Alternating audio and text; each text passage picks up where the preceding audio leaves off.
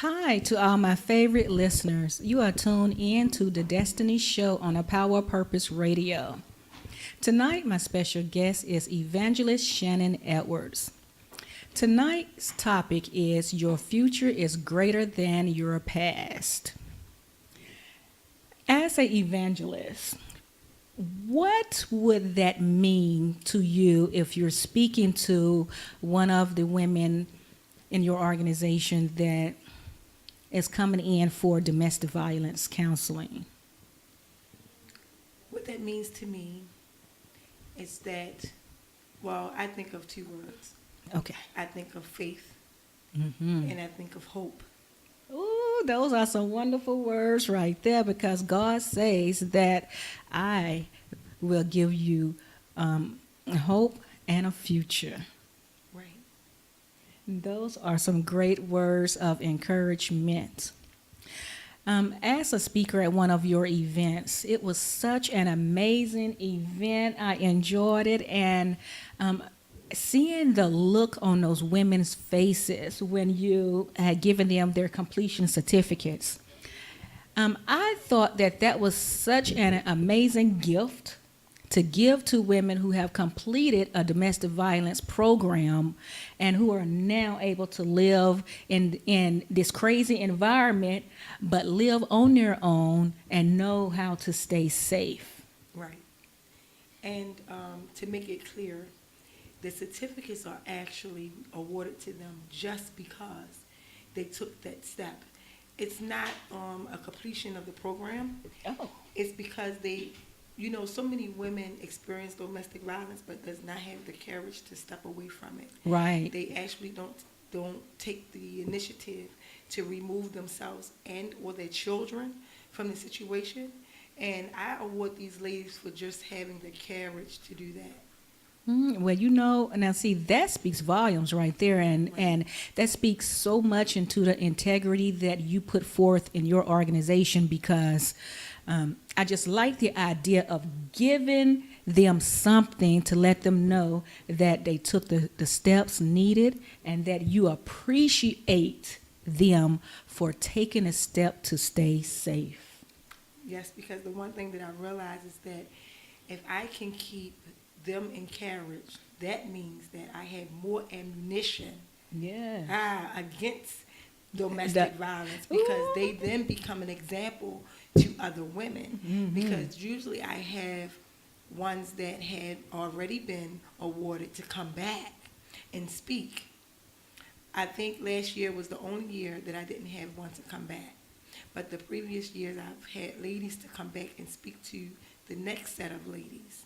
Now, see, that's really rewarding because now they're looking at the fellow women who were there before me, and then they can see how the program helped them, how they were able to stay encouraged, stay empowered, Right. and stay safe, and then not only just stay safe, but know who not to date. Right. That's right. Wow. And I just want to just give you the words up that anytime you have another event, you can always have me come in and speak because I love doing what I do. And I believe that if they can hear a story that is true, a story that can reach deep down in them, that can give them some real examples, that can also give them some words from a former how would I describe Destiny? Someone who was a victim, Right. but a murdered victim speaking to them. Right. Right. And so I think that when you have that piece of a word coming from up above, it lets them know that I'm here and God is on my side. Right. And this is why I count it as such a blessing to have you there on last year because it was such a great blessing to the ladies to be able to hear you as a voice to one that was murdered, Yes. to help them to understand wow, this is more serious than Than even what I what thought. I've experienced, Mm-hmm. because they're still alive. Yes. So that's an encouragement in itself for them to remain separated from that band, not to Yes. ever go back. Mm-hmm. Yes, yes, yes. And on a daily basis, I work with women. I speak with them. I also do some internships through various universities, and I have these young college women that are in these relationships, but they had no idea of how terminal those relationships could be until I speak and I give them destiny story. Wow.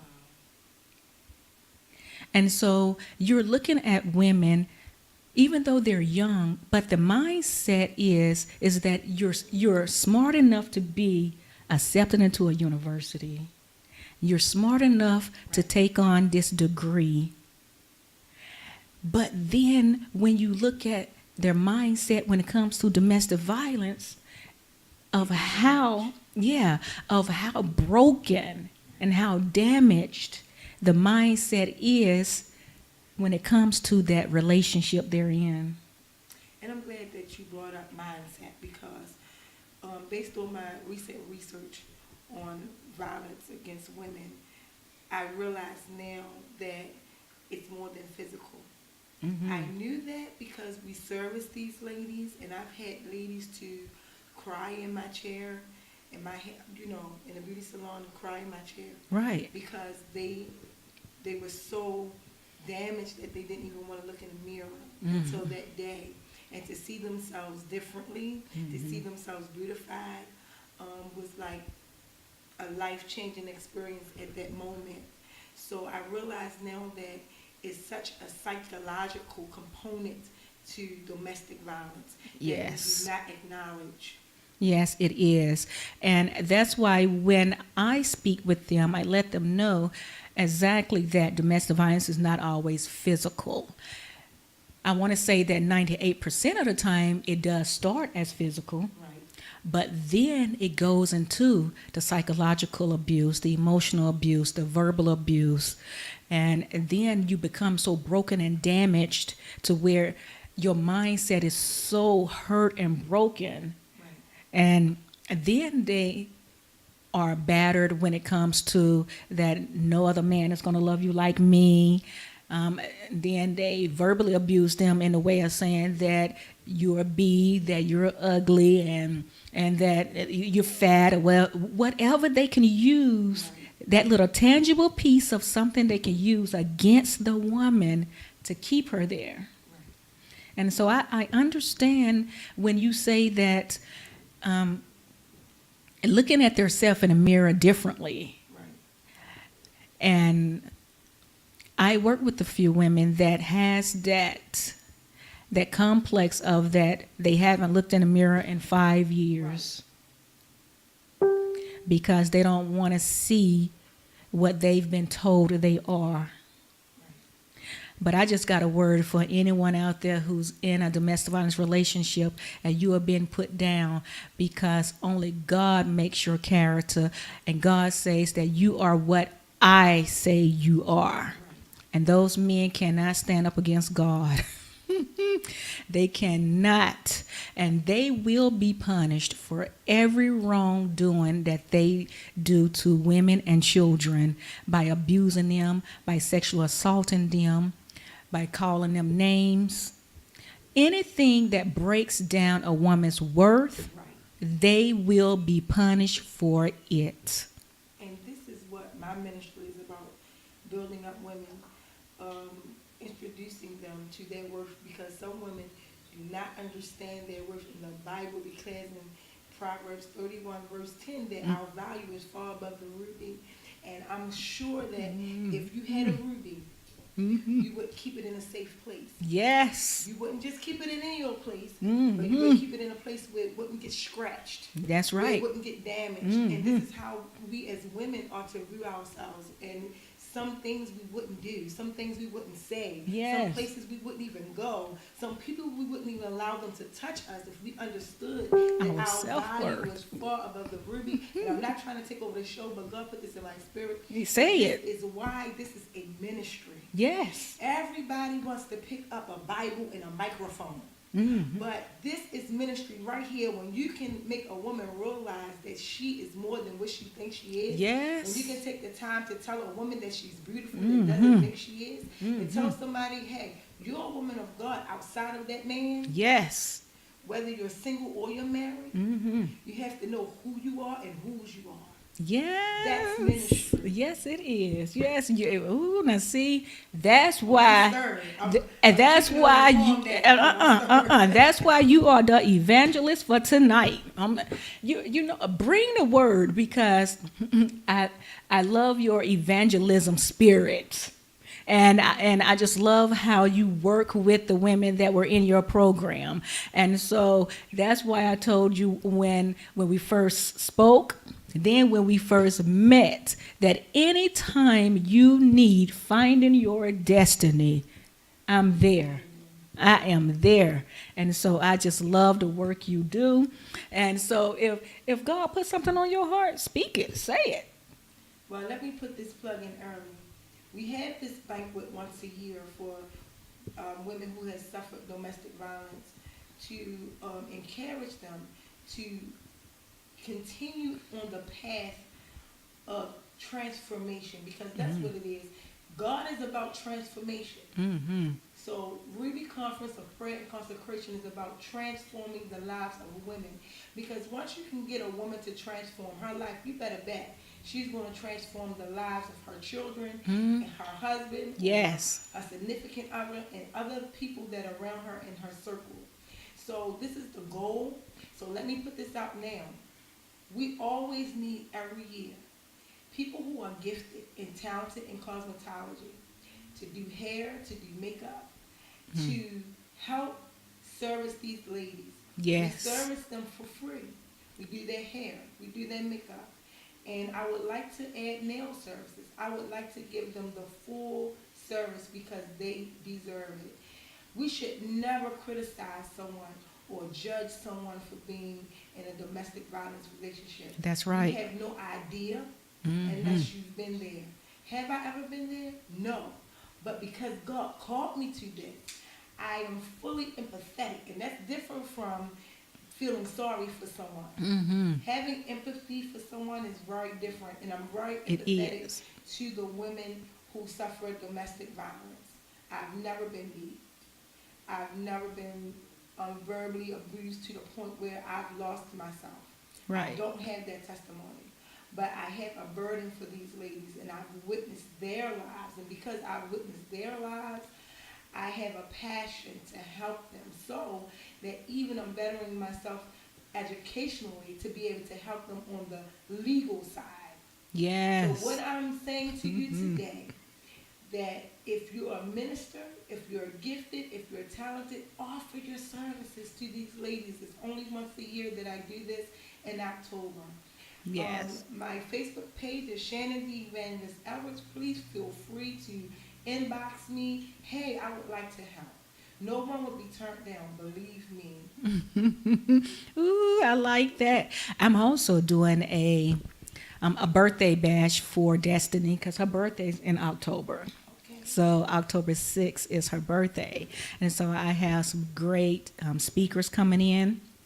Excuse me. Wow, okay. Allergies. But yeah, I have some great individuals coming in to speak and to motivate and to just bring some encouragement. And so I would love to have you, if possible, if you could assist me in that as well. Yes, yes. What is the date? You have the date yet? Yes, October 6th, which is a Friday. Wow, okay. And that's her birthday. Why is my allergies acting up? I think because you know how the enemy gets to moving and trying to stir things up. And because it sounds like my voice is even going out, which is kind of strange. Right. But you know, enemy, I rebuke you now in the name of Jesus, the blood of Jesus, because you can't stop me from speaking. I know that's right. I can remove you now, remove, block, and destroy by the blood of Jesus. But yeah, I have had little episodes like this before too, where the enemy will come in and try to do something to bring some sort of discord into what I'm doing. Right. And That's so, his job. and so, you know, as we know that's his job, that's his purpose, and that's why I stay prayed up, Right. and I have to wear that body of armor every day. I have to speak it and wear it. Oh no, I'm fine. Well, let me share this. That's amazing. October the 6th, because I usually have the banquet the second weekend in October. Okay. And I don't know if our audience, I'm quite sure you may have a new audience every Tuesday. I'm not quite sure if they know that October is National Domestic Violence Awareness Month. Yes. And the color is purple. Mm-hmm. And I want you to know, as an educational fact, that President Bush, he wrote a proclamation for this month in 2005, and then Obama did it again Mm-hmm. in 2014. So it's very important that we understand, that we begin to understand how important this is in our nation, in our country, that we ought to provide whatever services and support that we can for domestic violence. There is a way Yes. that you can help. Don't think Mhm. you're helpless. You're not. That's right. That's right. And I like that you brought that up, because there are so many different people and so many different organizations that can lend a hand, but they won't, because they're either so dedicated or so just thrown into this one little phase or this one little organization that they don't want to help any other organization. Right. And so it is important for everyone that can help in domestic violence relationships and to help keep these women and children safe, that they help. Because as we know, with God being as helpful as he is, if you were in a situation being beaten, being stalked, being kicked, being called names, and being beaten almost to death, you would want someone to step in and help you in your situation. Right. And so this is something that a lot of people need to start thinking about, is the type of way and the help that you can provide to someone who's in domestic violence. Because every 9 seconds, there's a woman being beaten by her boyfriend or husband. And now it's being reported that more than 3 women per day is being murdered in domestic violence. And so as we look at our own city right here where we live, we know that is so much domestic violence going on just right here in our own city. And so when it comes to advocating and the work that we do, that's why I love when I have someone like you who's a strong strategic partner. Amen. And someone who don't mind lending a hand. Right. Ooh. We serve a strategic God. I question people that always proclaiming but doing nothing. Yes. We really have to start putting our action where our mouth is. Mm-hmm. It's easy to talk, but it's not easy to do, and it does take a strategic plan. But when you don't have any plan at all, Yeah. you plan to fail and nothing's done. Mm-hmm. But I'm learning that raising awareness is where it can begin. And it may seem small, but raising awareness, what it does is it puts a burden on people. And once people are burdened, if the pressure is heavy enough, Mm-hmm. they seek release Yes. from that pressure. And the only release from that pressure is to act. So this is how you get people to act. Yeah. You have to apply pressure. If you apply pressure, by raising awareness. What if everybody knew that every 9 seconds someone was beaten, a woman was beaten by her boyfriend? That would change the way that we look at things. Yeah, yeah, and on every show that I do, I make sure that I bring up the data and the statistics, because I want viewers who are my friends or who are not my friends or someone who's listening to go to my website. I want you to be aware of the services that are provided right in your local town. Right. A place where you can make donations, a place where you can send your friends who you know are being beaten, the ones who you know are threatened, the ones you know who are being stalked, the ones the ones you know who have these protective orders but go and drop them. Now, if you can't be a voice for these type of people, then you can be a voice for nothing. It's like, what do you stand for?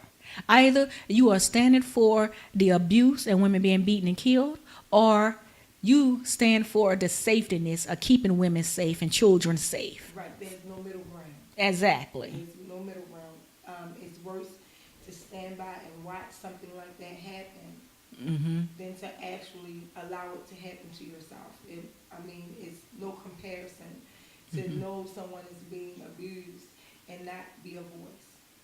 Yeah, and you know that boys who grow up watching this type of reaction from either their mother and father or the mother and boyfriend or whoever that they're watching this type of violence from, they eventually grow up to become the same replica of what they witnessed and saw as a child.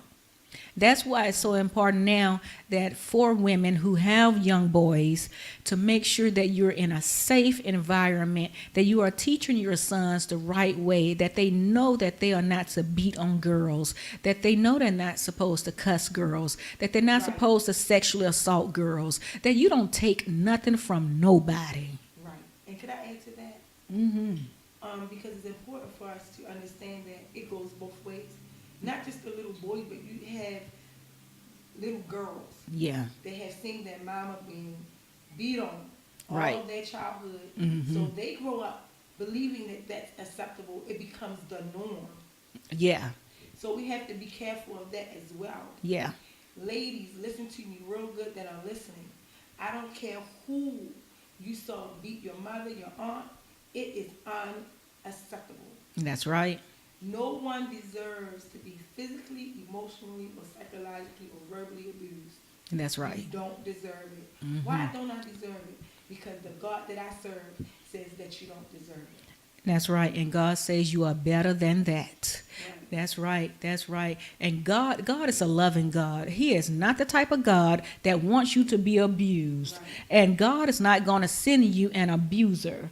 And that's why it's so important for everyone to have that loving relationship and understanding of who God is. Because when you pray and you ask God to send you the mate he wants you to have, you can believe that the mate God has for you is not that abusive mate, not that stalker, not that raper. None of that is in God's view of the man or the woman he has for you. He has a life of happiness and good things for you, good relationship, excellent marriages. You let God create your destiny for you if you are having a problem finding the correct mate. And see, this is important too, because I spoke to a woman and she told me, she says that she had been married 4 times. Right. And out of each one of those different marriages, she says that she chose them. And most of the times it's because she didn't want to be alone. Now see, this is something right here that is one of the key components of someone thinking they're lonely. And that you have to have a man in your life. It just doesn't make sense. It doesn't make sense. And when you put two and two together and you look at it, that the reason why you're not in a relationship at that time is because God don't want you to have a relationship at that time, because he want you to work on you, work on your integrity, your character, work on the respect that you supposed to have for yourself. For yourself. That's right. And so there's no need for anyone out there who are single to feel that you have to have a man or a woman, whichever you desire, in your life. To be complete. That's right. Because that doesn't complete you. You are complete when you have Jesus in your life. And you have to serve him. You got to know who he is. You have to understand him. And you have to know how he works. Because a lot of people pray and they think that it's going to be like an instant prayer. See, God says that he works on his time, not our time. Because if God worked on our time, it wouldn't be no need for us to go through suffering.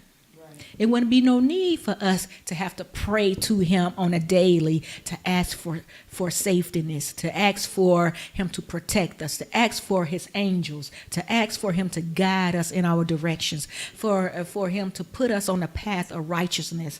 Because, see, if he answered everything immediately, then we wouldn't even care who God was. Right. We wouldn't have a need for him. That's right. We have a need for him. But could we go back to the conversation we were having about women understanding that is not the norm? Because I believe that there are some women who don't realize that, and it goes way back to the 19th century, even before then, that men believed that it was their divine right. Yeah. Did you hear what I said? Divine right. Yes. To chastise the women, Mm-hmm. their wives. And there was a time where there were no violence against women laws. Yeah. So, just like when you look at racism, at a time in society, racism was acceptable, segregation, all of that was acceptable. Until we developed laws that said it was not unacceptable. That's right. But still, in the mentality of the people, it didn't change their mindset, not right away. And still today, even though that was 20 years ago, still today, there are Still people stuck in that. That still have the same mindset. So it's the same thing with domestic violence. It's the same thing.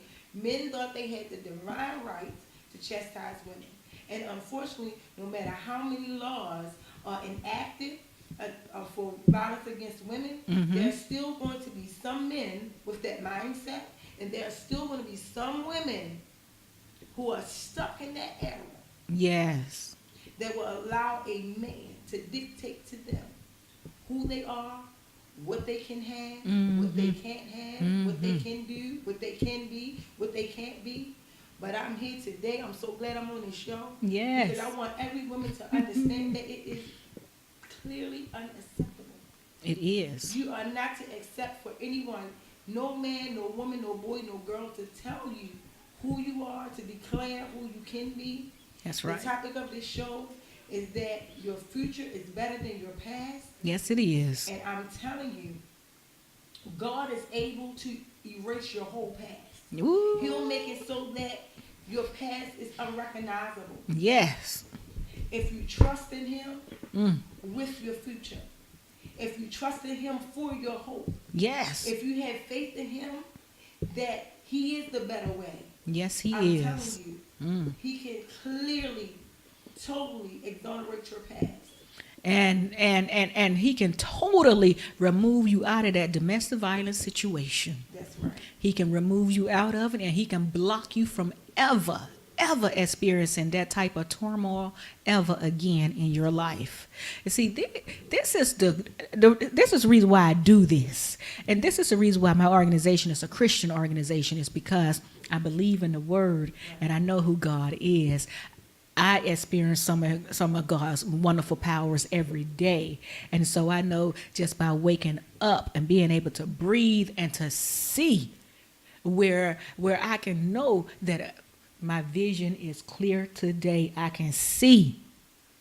And that lets you know that there is a wonderful God and God is able to do anything. And let me tell you, another thing that allows people to know that there's a wonderful God: because of God, you're not bitter. Because of God, you're not angry. Because of God, you're not upset. Many would be bitter, angry, and upset if they lost a child to domestic violence. But here you are, lost a child to domestic violence, but you found a way to save another daughter. Yes. You found a way to save someone else's sister. And that's because of God. Yes. That's Ooh. because of him. He's able to remove the bitterness. Because even when you remove yourself from the situation, then you have to begin to heal. And God is a healer. You always Yes. think about the man with the withered hand. But I'm telling you now, he's a healer of the mind, body, and the soul. Yes. So yes, he's he able is. to take away the bitterness. He's able to take away resentment. He's able to take away regret. Yes. And allow you to move into that greater future. Yes.